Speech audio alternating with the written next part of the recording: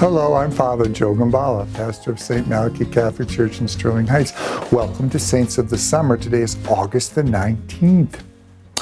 A number of years ago, when I was finishing up my sabbatical, about 15 years ago, in Rome, two good friends of mine, Larry and Lanny, came to visit me, and we did a lot of touring all around the city. And one of the churches we visited was St. Peter in Chains, or San Pedro in Vinicolo in Italian.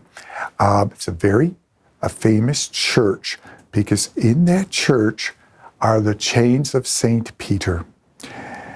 St. Peter was chained twice in his life. Once he was chained in Jerusalem, and read all about it in the Acts of the Apostles. He was arrested and he was chained up and he was put in a cell. When an angel appeared, Peter thought it was like a dream. The angel released the chains and led him through the cell and past the guards and out into an alley and freed him. Well, those chains were gathered up later on and brought to Rome.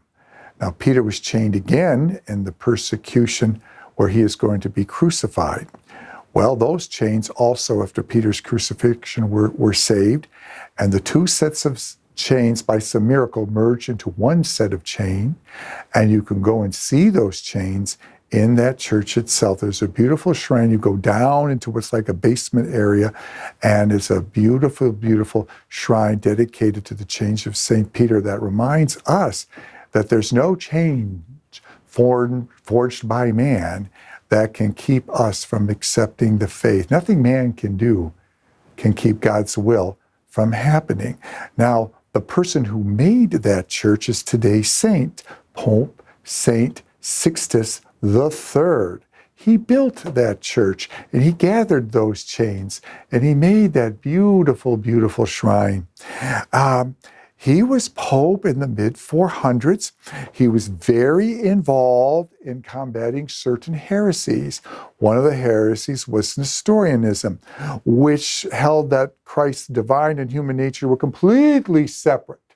And the church holds that not. They're congruent. They happened at the same time.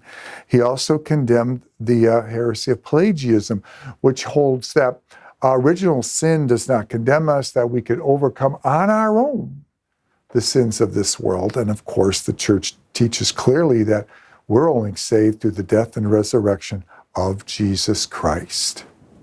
So if you ever get to Rome, don't forget to visit the Church of St. Peter in Chains.